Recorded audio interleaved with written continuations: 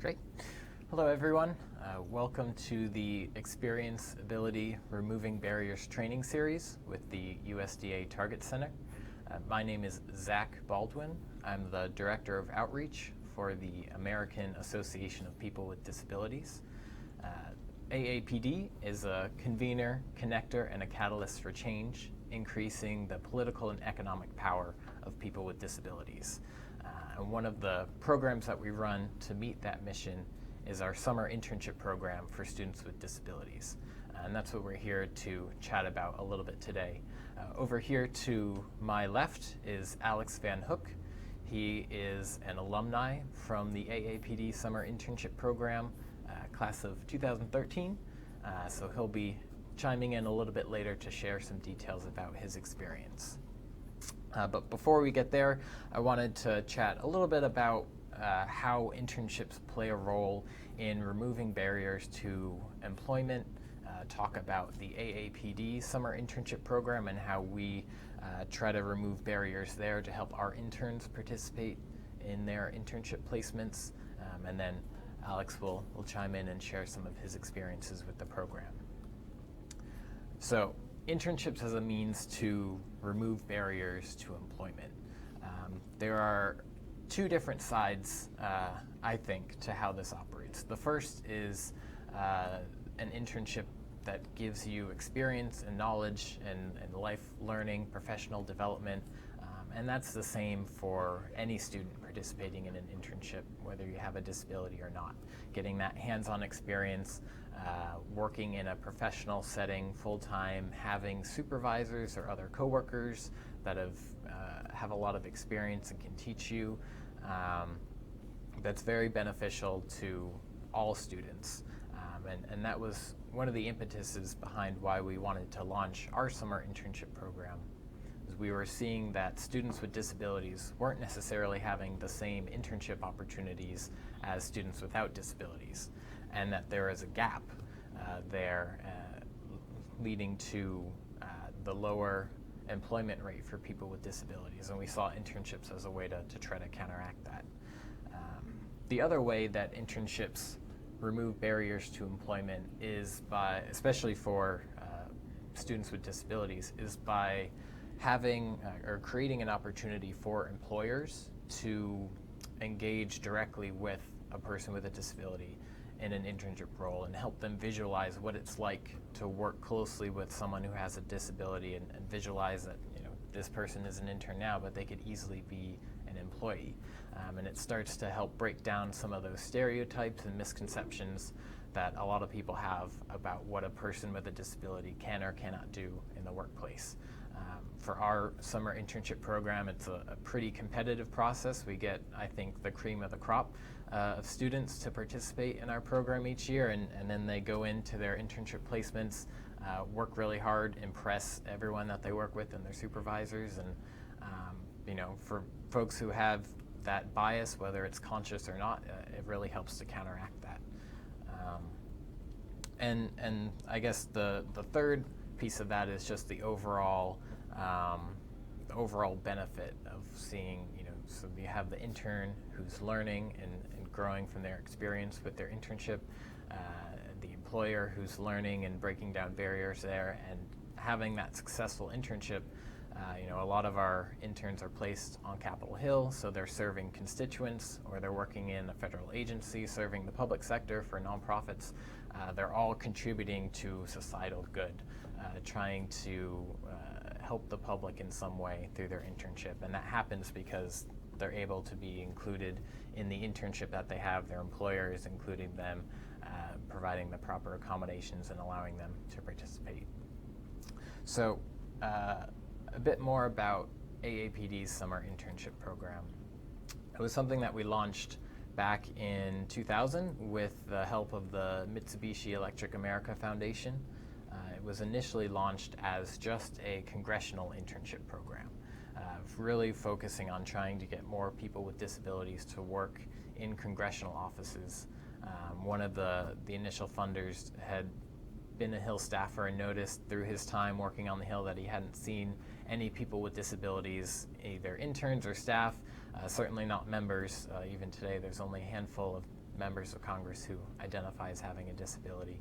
So that was the initial goal of our program, to get students in on Capitol Hill and give them that experience. And again, the side of breaking down barriers for some of the congressional offices that had never worked with an intern. There's one example of a congressional office where the door was not up to ADA code, and one of our interns literally could not get into the door because they used a wheelchair. The door was too narrow and the wheelchair wasn't able to fit through. So there were some of those very obvious moments that helped members and congressional staffers recognize that they needed to try to change and be more inclusive. But then other moments of just people who haven't really worked with employees with disabilities before, and recognizing what that's like.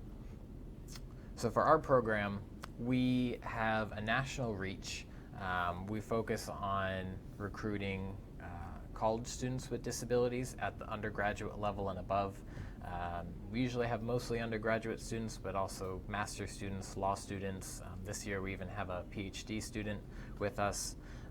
But we focus on recruiting from all across the country. And we bring our interns to Washington, D.C. for 10 weeks over the summer.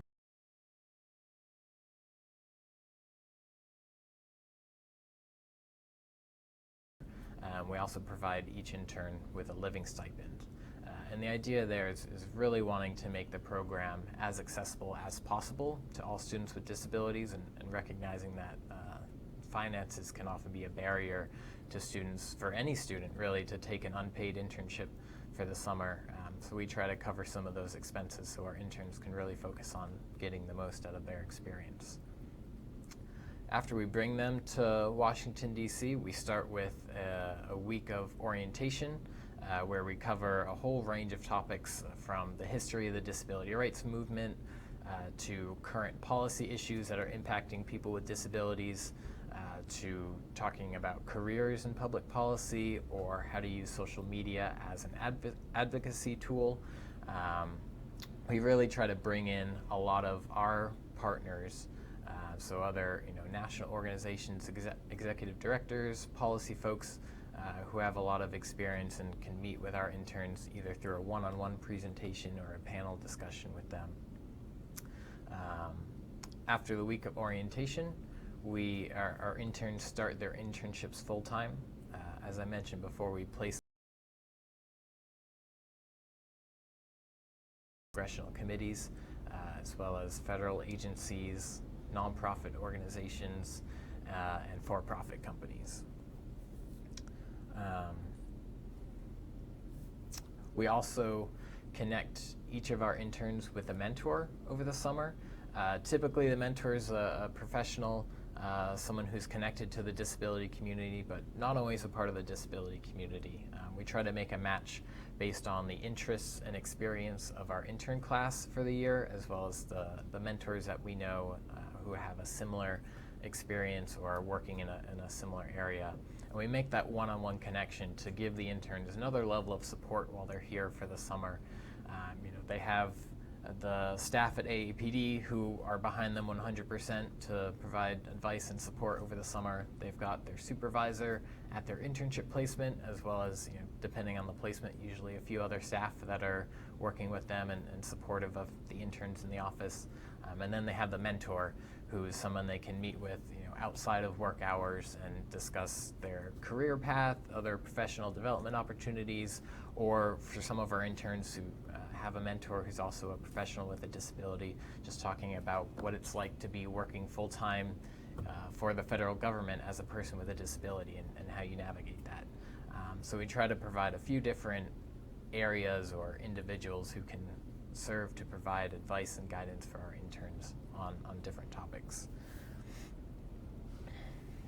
Over the course of the summer, we also organize a number of different events for our interns, from both the professional development side as well as more of the social leisure time activities. The professional development side is just connecting them with other strong disability advocates, or policy briefings, other educational events for them. And then the leisure time, anything from jazz in the sculpture garden here in DC to going and doing a tour of the monuments, is that we really want to help develop relationships, peer relationships between the students. That's another real benefit that we've seen from our program, especially providing housing for all of our interns and having them live together helps facilitate relationships between them. For some of our interns, depending on their background, participating in our Summer Internship Program is the first time that they are interacting with another group of young people with disabilities, and just having a really positive peer environment about disability where they're encouraged to be open and upfront about their disability and ask for accommodations if they need it, and have discussions about what it's like to be a college student with a disability and navigating some of the barriers that all of them face, and just having a lot of positive support from their peers as well as their mentors and all of the other disability advocates that they meet in the city. So having those leisure time activities, while it's a great way for them to really experience what DC is like, also helps contribute to building some of those relationships and just fostering a stronger sense of disability pride in all of our interns, which ultimately I think just having that self-confidence is a real benefit as they get ready to graduate and go into the workplace and feel that they're confident in themselves and as a person with a disability, and being able to ask for any accommodations that they need. I also wanted to focus or mention that we as an organization really try to focus on diversity among our class of interns. And that's the whole wide range of diversity. So of course we are inclusive of every type of disability, but we also try to be conscious of diversity across race and gender, sexual orientation, veteran status, age, just recognizing that as we see the benefits that disability contributes to the workplace is bringing a unique perspective that also comes from all the other levels of diversity. And disability is a non-discriminatory aspect in that anybody can have or acquire a disability at any time. So the LGBT community has people with disabilities in it, as does women, other religious communities. So wanting to bring in that diverse class. I do want to just share a little highlight from our 2016 program. So we had 365 applications for our program last year, and it was a bit more competitive last year. We only had 8 spots for the 2016 program, while we've grown a bit to have 15 for the 2017 program. But 365 applications from 42 different states across all levels of higher education, undergraduate, graduate, law, recent graduates. Almost 50% of our applicants identified as people of color. We had 70 different disabilities represented in that applicant pool, and 16% of those applicants identified as a member of the LGBT community. So I think there's always room for improvement in some of those other diversity areas, but we've been making a conscious effort to have that as another aspect of our program, and plan to continue to do that and try to improve it.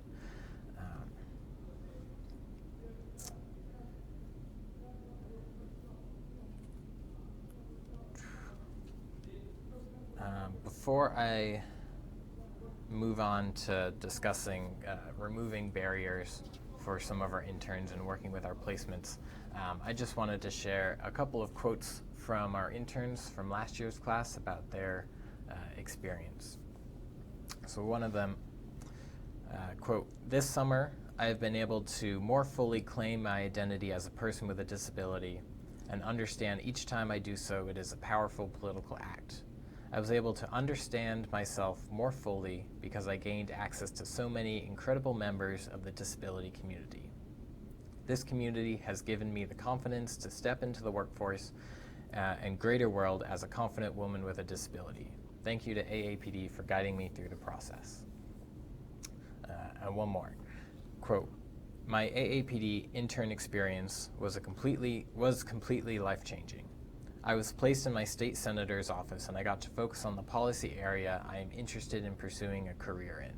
I was matched with the perfect mentor who helped me think about my future. I met amazing friends who have different disabilities than me, and we got to learn from each other and learn to work to create effective change in the world. So, had to toot our own horn for a little bit, but we've seen really positive outcomes with our program, from focusing on these different areas of connecting them with really high-level internships, connecting them with great mentors and supervisors and other disability advocates, and again, fostering that space to have peer relationships and grow a really positive disability identity. So removing barriers to hosting interns. And if there are any questions at any time, I do want to open that up. I don't mind being interrupted. I know there's some methods online for folks to chat in questions if you have any, or if there are any of the folks here with us in the room who want to pop in a question, I'm happy to take that. There was one online comment I wanted to share. Sure. Just a question in general about, you talked about going to Washington, D.C., doing all the cool tourist stuff. How do you approach that from accessibility and removing barriers when you're kind of putting it as part of your program, but it's kind of outside your program, that kind of thing? I added too many words to that, sorry. Just how do you handle the accessibility of the outside activities? Sure, yeah. Well, so, some of the examples that I gave before were, like the Smithsonian institutions. So that's, federal institution. They're all accessible institutions to folks with different types of disabilities. So it is something that we're conscious of, and a lot of the activities that we plan are with places that we know either are accessible or can provide some sort of accommodation for our interns to be able to participate just as anyone else would. Any other questions at the moment? All right. So removing barriers to hosting interns.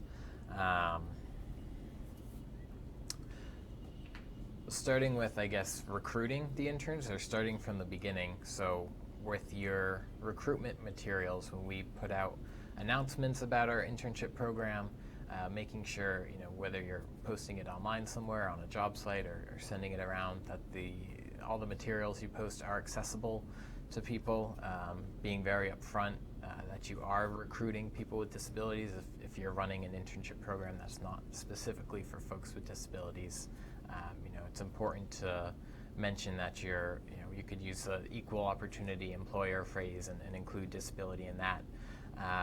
Even just having a sentence or two about being able to request an accommodation for the interview process.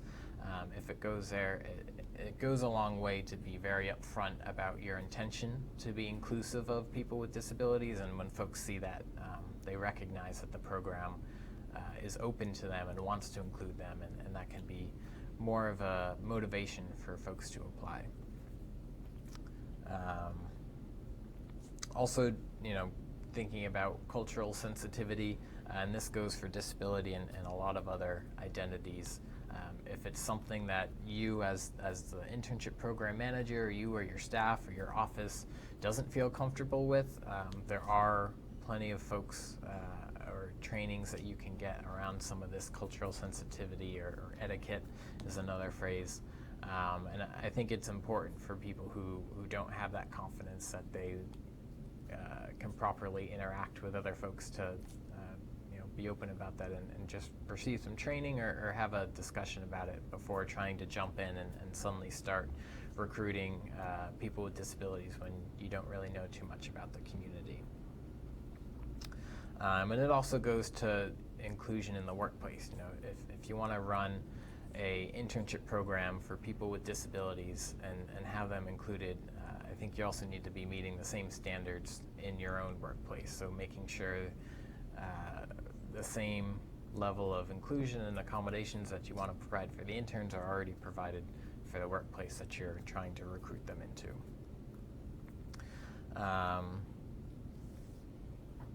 So when we do our placements, it varies a lot. Some of them, we place our interns with other national disability organizations, and they get it. They understand accommodations. It's no issue for them to, as part of the interview process or after the acceptance process, work with the intern, figure out what they need to do the job well and as best as they can, and then provide those accommodations. But some of our employers are not disability organizations, or they're congressional offices that don't have a lot of experience hosting staffers or interns with disabilities, and may need a little bit more guidance on how they go about that. And that's something that we have conversations with our host employers about accommodations for our interns and walking them through that process. We also have to meet our interns where they're at. And this goes into removing barriers in a couple of different ways. Some of the interns that come in and participate in our program are really independent already. They've have grown up and been able to learn how to ask for accommodations for themselves and are more or less able to take care of themselves and live on their own. For other folks, sometimes it's their first time going away from home or moving into a city or taking on a full-time professional internship. So part of that comes with a little bit of coaching and guidance on how to live independently away from home or live in the housing that we provide. So we provide guidance for our interns on navigating the city. For our blind and low vision folks, we connect them with mobility trainers to help them figure out their path from their housing to their summer internship, and just being able to have that week of orientation in addition to the trainings and different sessions that we have that I described earlier. It's also a week for the interns to be here in DC, get grounded and get comfortable living in the city, do a little bit of exploring before they go on to work full-time in their internships. It's also important, I think, to consider barriers that are not necessarily disability related. As I mentioned before, for our program, we provide transportation and housing and a living stipend. And that's the financial barrier, recognizing that we want to have a truly fully inclusive program, and being able to cover some of those expenses makes it easier for folks to participate in our program.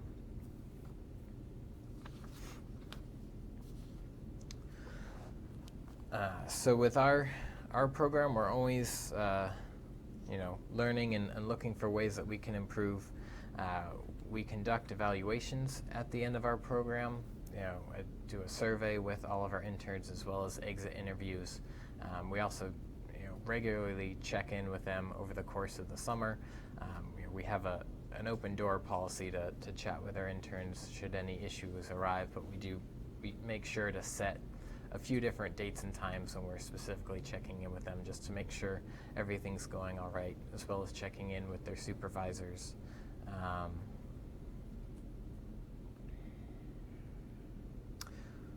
So I'm going to pause there again if there are any questions from online or on other folks, and then I think I can turn it over to Alex, our intern, so he can share some of his perspective. But are there any questions first? We don't have any, so we'll just get the mic turned on and then switch up.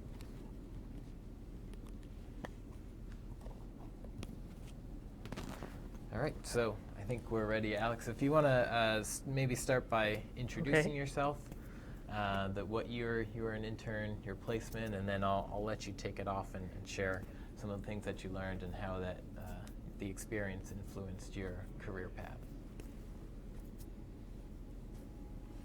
Yeah, for sure. So thank you. Thank you, Zach, so much. Again, my name is Alex Van Hook, and I have actually was an intern before in the AAPD summer program. And that was, again, 2013. My placement place, I actually had worked on Capitol Hill for Congress for a woman named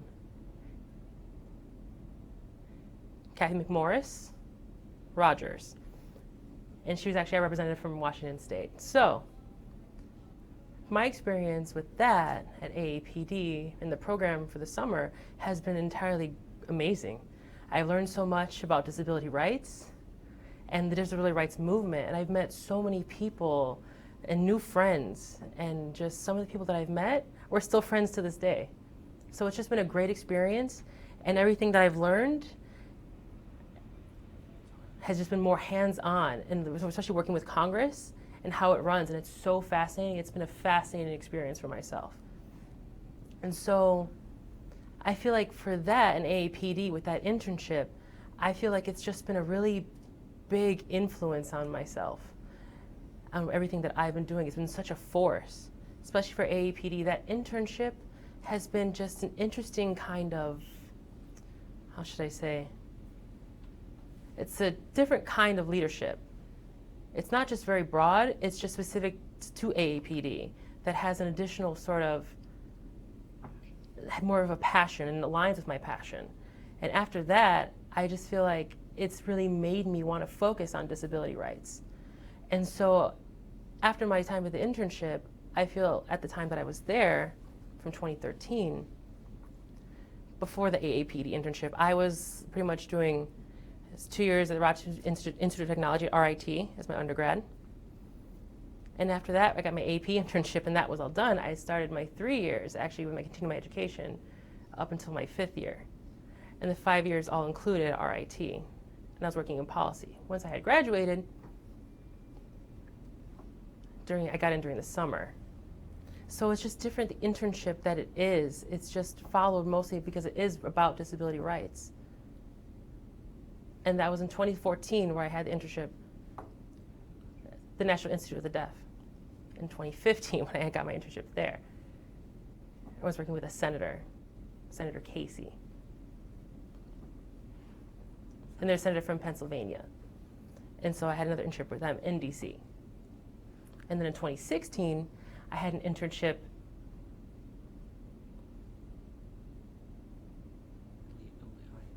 Lehigh Valley, and it's more terms of independent living, and that was also in Pennsylvania.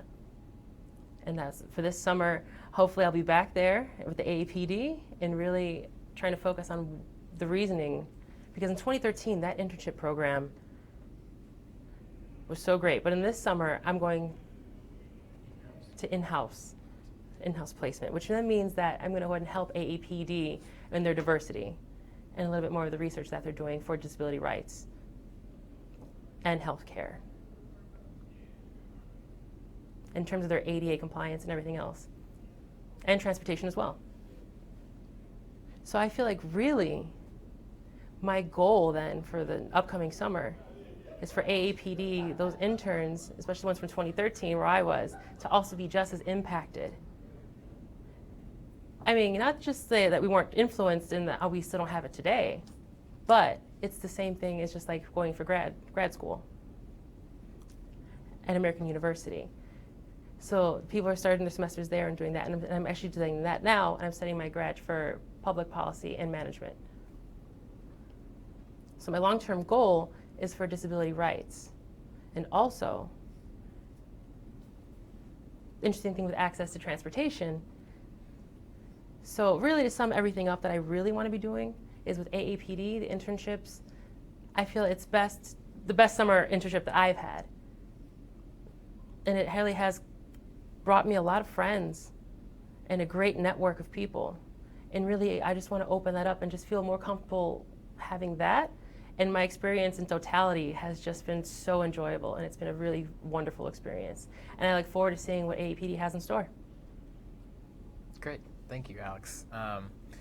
So given in your any of your past internships, as a person with a disability engaging in a couple of different internships, are there any examples of any barriers that you faced in trying to be able to fully participate in any of those internships? Well, really, yeah, sure. Generally, especially with internships, well, my first internship was in 2013. So I really want to talk about the access to that was so good. But on Capitol Hill, it didn't have a lot of access points. They're not really accessible organization, which means that the community then themselves in meetings and that they had in places that we needed to go, and their office hours that they then offered weren't the best. For example, like for meetings, they had to work on their computers. There was a desk, but there's no interpreter available. So I needed to go ahead and rely on technology in order, like such as emails, correspondence. Also, I felt like they tried to do a good job with wheelchair access and the space that was available for that. I mean, it was comfortable for some interns, but the lesson for that was then working with the disability people there that understand that employees there and the interns there is communication access and having wheelchair access. Because I also feel like typically they're a little bit more flexible with that. So they're able to have some accommodations. So that's a plus. My second internship with the NAD was interesting because it's already a deaf organization. So obviously there was communication access there. I mean, so then the problem would then be wheelchair access, which they did have. And my goal for that was then, it depended on exactly where you are that actually makes you more aware of the situational environment. And so that was a result of those. Great. And can you give an example or two of something that maybe one of your employers or internship sites did really well with regard to accommodations, or if they did something to try to fix any of those barriers that you were experiencing? Oh, yeah, definitely. Well, generally for the interns on Capitol Hill in 2013, I thought that my supervisor actually did a really good job because they actually provided me with information on actually how to get access. They said actually it wasn't that hard because they already had some access points. Meaning that naturally, of course, they needed to go ahead, I need to let them know in advance, which I mean, it is what it is. But that is the one thing that, really, my philosophy is, and what I believe, is that access should be, available and readily available to everybody. Regardless if the time is prior or closer to the time it's needed, especially for interpreters. I shouldn't have to find interpreters in advance. It should pretty much be set. And other than that, I think really access and the services themselves were great. Mm-hmm. Great, yeah, and I think that goes to underscore just trying to have disability included as more of a natural part of your programs or any events that you're putting on. So recognizing that, or planning ahead to have live captioning available, or having interpreters, making sure that the space that you're using where your interns are housed or for any events is accessible to folks using wheelchairs or other mobility devices, and just keeping those things in mind from the get-go. Given that this is we're here with the USDA and talking to folks working in the federal agencies, I did want to share a couple of resources that you may have already heard about, but I think it's worth repeating for anyone who may not be aware of them. The Job Accommodation Network, or JAN, is a fantastic resource for employers to use and learn about accommodations and how to access those and be able to provide them for their employees. There's also the Employer Assistance Resource Network on Disability Inclusion, or EARN, another great resource that employers can use to learn about how they can better implement policies and practices to be inclusive of employees with disabilities. There's a group called TalentWorks.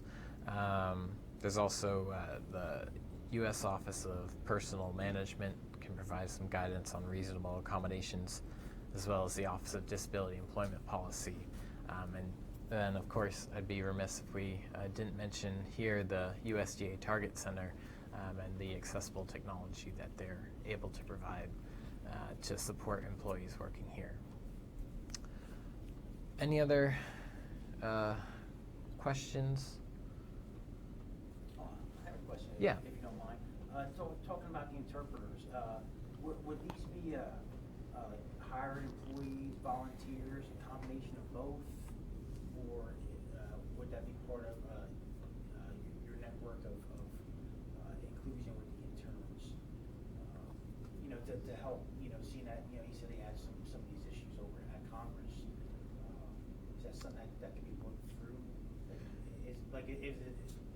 employee or volunteer basis? Yeah, so it depends a little bit on the placement. So, we have some folks working in the federal government, and through that, they're able to provide interpreters.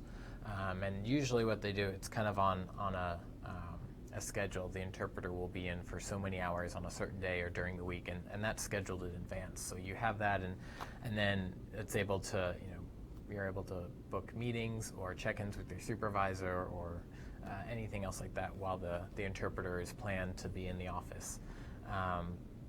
And there's always room for special circumstances if there's a certain event or meeting that gets scheduled to try to arrange for an interpreter to come in.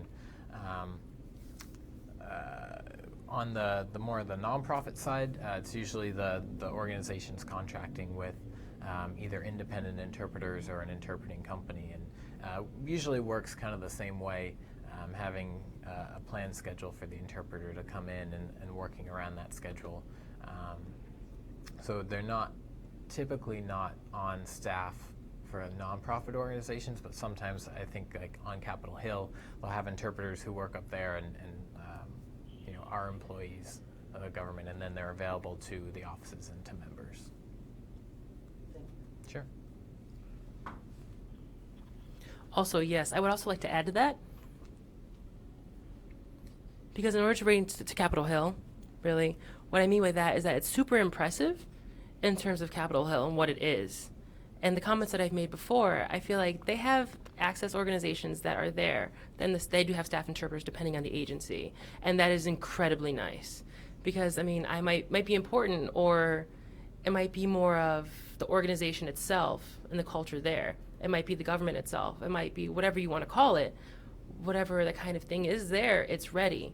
And at the same time, it's also nice because in DC, the culture of DC, it has a large deaf population and a large deaf community here, especially because Gallaudet University is so close. So it's really obvious that DC has such a high need for interpreters. So that's just another reason why DC is actually a good place for deaf and hard of hearing people to actually work. Yeah, and there's also a lot of the national disability organizations are based here in the city. So there is, I think, a pretty vibrant disability community here in the city, which is great to have a lot of people advocating for accommodations and access, as well as for our program, there are so many outstanding advocates and leaders that we can connect our interns to, either as mentors or just to learn from. I guess before you wrap things up, another email comment that came in. Can you talk about sort of the reverse, where the impact of bringing in somebody with a disability as an intern to an organization that really hasn't had anybody with a disability, an obvious disability anyway, working there? Mm-hmm. Yeah, so I think the impact goes on a couple of different levels for the organization.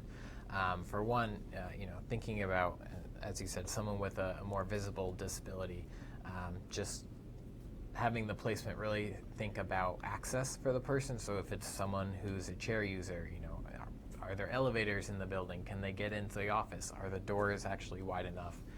Do you have a desk that's at the proper height for a person to use? Some of those things that you start to consider. Again, as I mentioned earlier too, it's also, I think, I don't know if culture shift is the right word, but for people who haven't worked with other coworkers or interns with disabilities before, it's just something that they don't have that experience, and a lot of folks can be very well good intentioned, but also have some of these preconceived notions or biases or stereotypes about people with disabilities, and that's an adjustment. And part of what's really awesome with our program and having such strong, talented interns is that we know they're going to come into the office and do a fantastic job and be able to erode some of those stereotypes.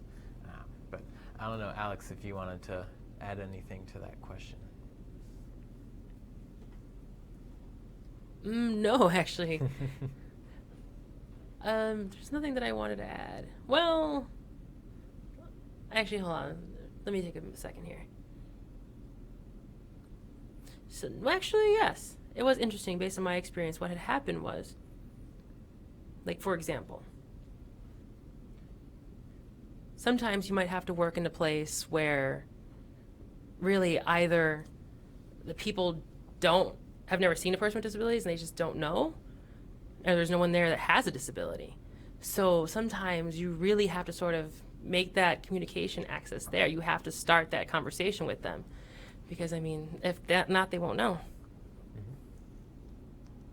Great, thank you. Any other final thoughts, comments, questions?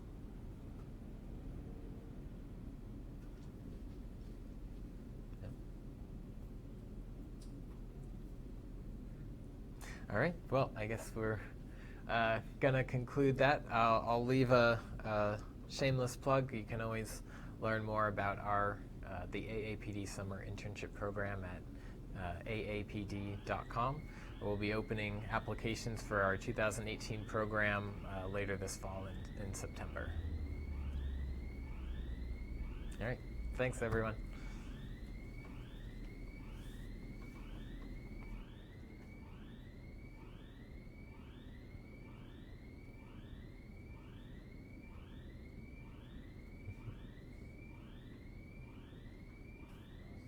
I'm not from here. Anyone know what that noise is? Should we be worried? I don't know.